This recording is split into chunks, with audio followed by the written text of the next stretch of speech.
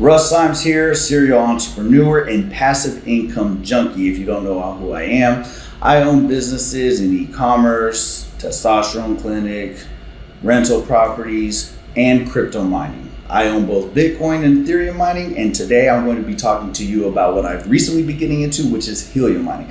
I started a company called JCRS Communications, where we are commercially deploying helium miners as a business. Now, throughout my time commercially deploying these helium miners, I've run into some pitfalls, and I'm here to shed some light on these pitfalls today. Pitfall number one, getting scammed. So as a beginner looking to get into helium mining, you're probably going to go to Google and search helium mine. You're going to see a huge price difference in miners. For instance, on eBay, you'll see Bobcats selling for $1,000, while on a website, you'll see it selling for $400.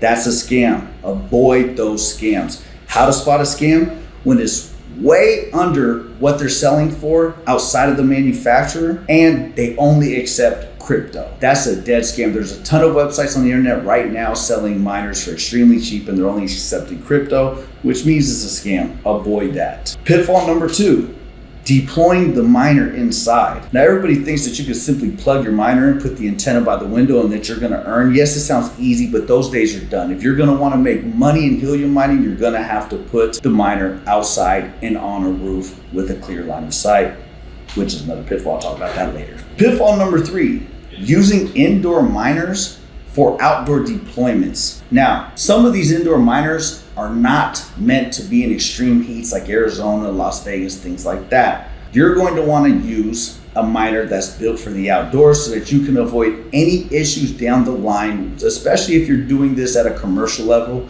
You're not going to want to have to deal with 20 miners failing in extreme heat. Pitfall number four, using subpar antenna cables. Now, when you go get yourself a DBI antenna, it's gonna come with a cable.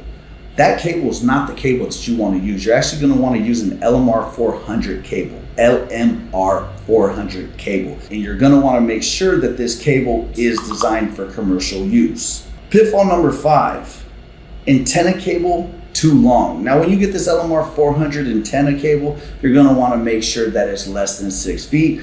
If it exceeds 6 feet, you're going to be losing signal, which is going to reduce your rewards. This is all about making money, so we want to always maximize the rewards. Pitfall number six, and this is important, obstructing your antenna's signal. We want a clear line of sight.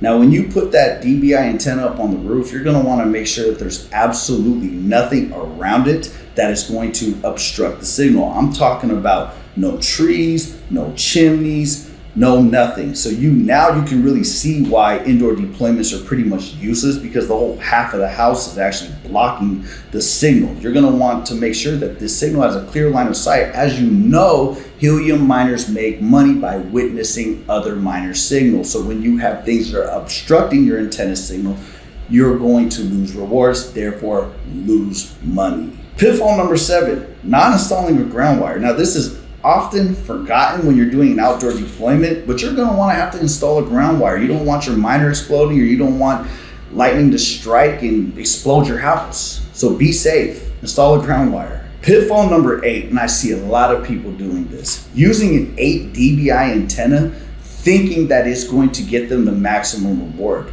You're going to want to pay attention to the different patterns in which dBi antennas, 1 through 8 dBi antennas, transmit a signal.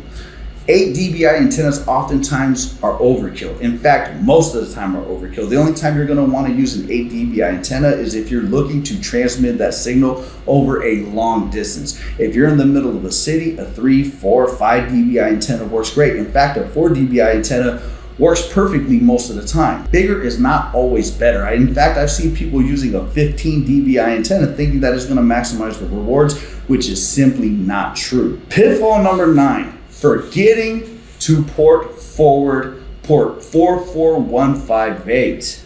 Now, this is a common beginner mistake, and I dealt with it too, and it's always kind of a thorn in my side dealing with this, but you're going to want to make sure that you always port forward.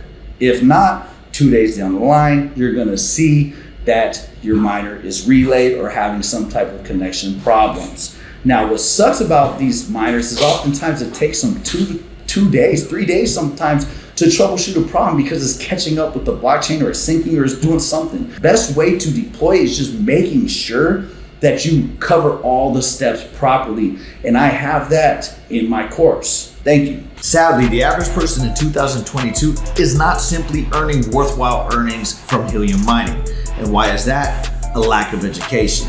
Now, the best side hustle or business opportunity in 2022 is Helium mining. And since I've owned a company called JCRS Communications, where we go around deploying Helium miners as a business, I've literally learned everything there is to know about Helium mining. And I'm bringing these tips and tricks to you in my free course. This course will not be free forever. As more people sign up and as I get more feedback on the course and I perfect it, I'm going to start charging for it. But right now, use this opportunity in the link below, comment section, to get this free course and learn how you too can earn passive income through the best business opportunity of 2022, Helium mining.